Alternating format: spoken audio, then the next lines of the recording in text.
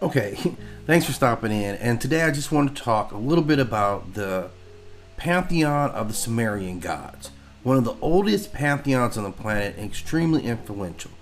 Now, of course, they come from the region of southern Mesopotamia, or what we would call now modern Iraq. And this civilization thrived from roughly 4500 BCE to right at 1900 BCE. And they were a massively important civilization, credited being among the first to have writing in terms of cuneiform, and they built ziggurats and impressive city-states.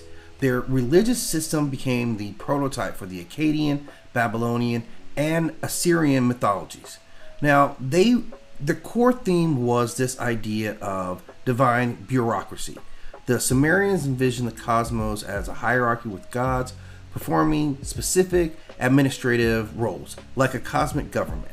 They reflected fate and order. Their myths reflect a belief in Me, which is the divine decree or powers that order society, nature, and technology, all inclusive in one.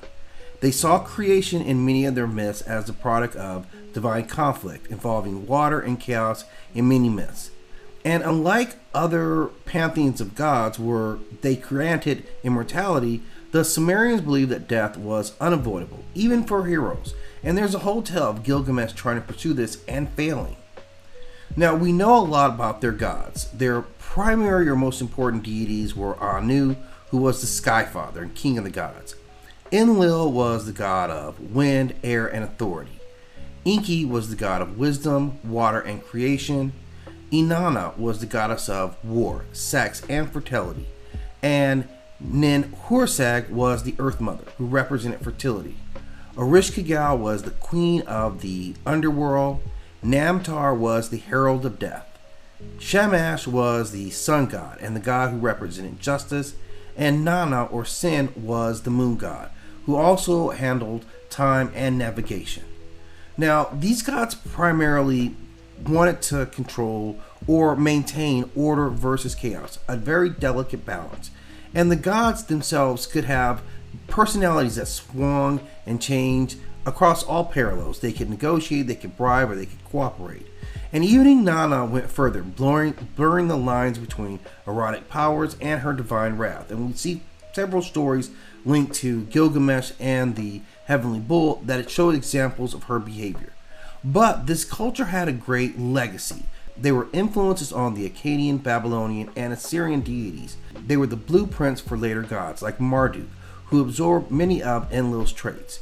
And myths of the descent of Inanna into the underworld directly inspired later myths of Persephone, Ishtar, and even Christian resurrection themes. The Epic of Gilgamesh, featuring gods like Shamash and Ishtar, is the oldest known epic and touches on morality, friendship, and divinity.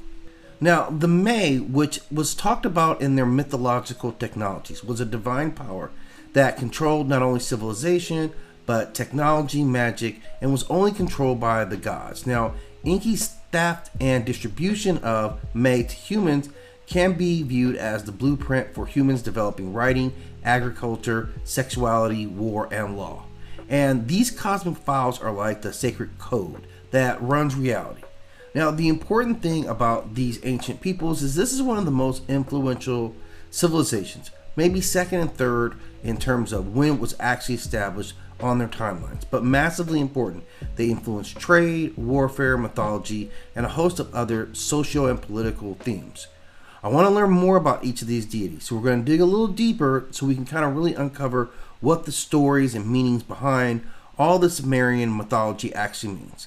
Thank you for stopping in. If you have something to contribute, please do so in the comment section. But as always, I ask that you hit that like and subscribe.